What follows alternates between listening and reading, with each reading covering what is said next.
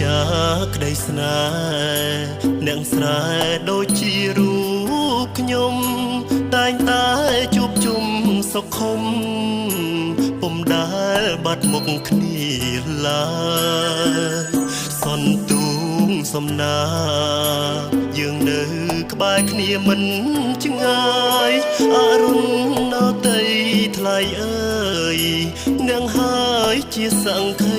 ស្នេហ៍រៀននៅសាលាសច្ចា